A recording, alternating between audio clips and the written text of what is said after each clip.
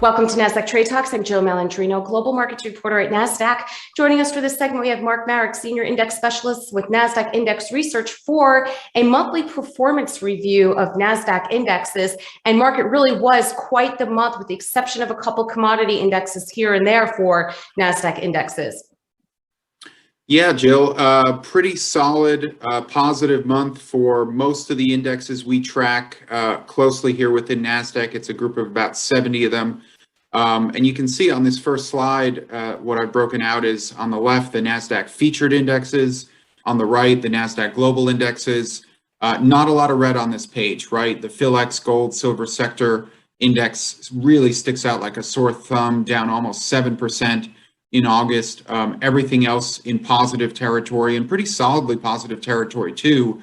Nasdaq 100, you can see, is up over 4%. Even other things like the KBW Bank Index putting in a pretty good performance. EM had a bit of a rebound, up over 3% in August. So a pretty kind of docile month for performance as we get into the final quarter of the year here shortly. Not a lot of underperformance to talk about. And if we take a look at our next set of slides here, this is broken down into thematic indexes and tech indexes as well. Yeah, so this is kind of the core group that we are kind of most interested in and most nerd out about tracking to see, is it a month that cyber outperforms? Is it a month that semiconductors or biotech underperforms? A lot of interesting strategies, either on a sector or on a kind of disruptive theme type of level on this page. You can see, again, red, pretty rare. Out of about 30 listed on this page, we've got only 2 indexes that were down for the month, both in the kind of mobile payments and future mobility space. Most items are strongly positive for this month. You've got the BVP Nasdaq Emerging Cloud Index up over 6%. You've got the Nasdaq CTA Cybersecurity Index up over 5%. Pretty strong month of performance for most areas of thematics here. And to wrap up here, what does it look like when we take a look at newer economy stocks such as green, and then also some of the global indexes we follow?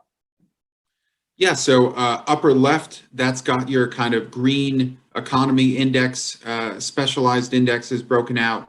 Pretty strong performance there, with wind kind of, winning again. We think, wind has been kind of catching up to solar for most of the year. So you can see that being the leader again in August. If you look at kind of that Nordics carve out that we have, kind of big Nordic index business within Nasdaq in the bottom left, you can see that was mostly positive. The Stockholm 30 was down just a little bit. And then on the right-hand side, that whole kind of dividend and income space, again, performing pretty well. You've got the Buyback Achievers Index is the standout, up almost 5% for August. And then the SIBO Nasdaq 100 Buy Right, which is an option strategy on the Nasdaq 100. That one also up decently as well, over 3%.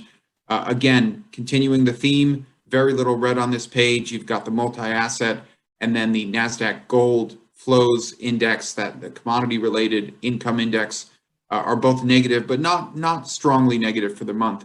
That first, PHLX Gold Silver Sector Index, again, really a standout in terms of negative performance. Most other things have been well in August.